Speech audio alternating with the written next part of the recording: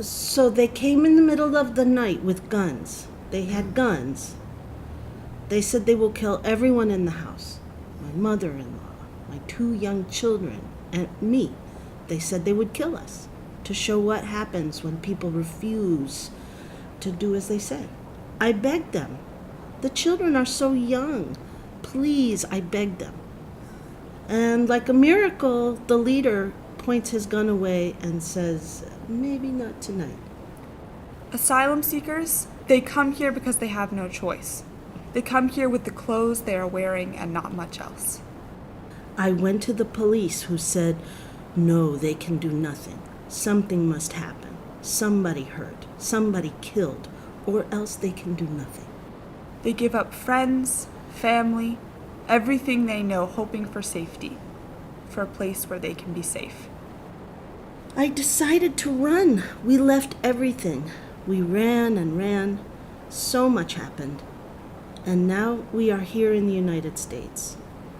And we know no one here. Maybe if it was just me, I would have stopped, given up. But the children need to live, to be without fear.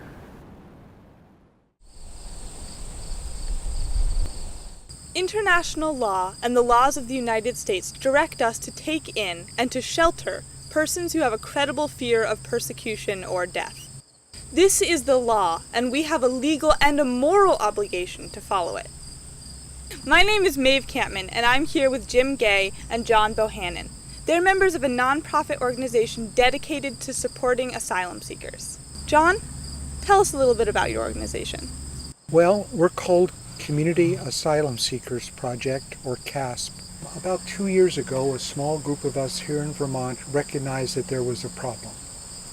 And the problem is that asylum seekers coming to this country without resident supporters, family or friends, might spend years awaiting for a hearing, and they could spend that time in prison. If they have no one to sponsor them here in the U.S., they can be held in prison until their claims are resolved, and as John says, that can take years. Prison? For seeking asylum? And that includes the children too? Yes. So, Jim, can you explain the role of the organization in all this? Sure. CASP is an all-volunteer nonprofit corporation. We sponsor people who have no other U.S. sponsors. People in our community volunteer to act as hosts, offering space in their homes or on their property to house the asylum seekers. We provide clothing, food, educational, medical, legal, and other support. At the same time, we help these people become independent. After a period of time, the laws allow asylum seekers to get jobs so that they can have their own living spaces and support themselves. We try to make that possible. So far, we've taken in about 6 asylum seekers, a single woman, a small family, A mother and her 2 young children. And a second family of 2 adults. And you provide everyone with everything? How do you do that?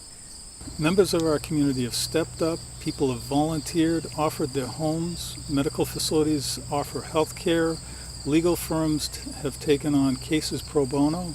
It reflects, call it a core value, a vital part of who we are as a nation. We help each other, we help those in need. Sounds like a lot of work. But one that gives us all a great deal of joy, Maeve. Do you see those 2 youngsters back there? A few months ago, they were sitting in a cold Texas prison with their mother, wondering about their future. Now they're here, they're going to school, they have friends. And their mom is here teaching us New Englanders all about how you cook with chili peppers. And they're safe and they're free. And that's really what matters. John Bohannon, Jim Gay, thank you so much. We've been talking with leaders from Community Asylum Seekers Project, a volunteer nonprofit operating in southern Vermont. But even with the greater volunteer support, CASP needs funding. They estimate it takes about $10,000 a year to shelter a family. The more money they receive in donations, the more asylum seekers they can sponsor. And that, of course, is where you come in.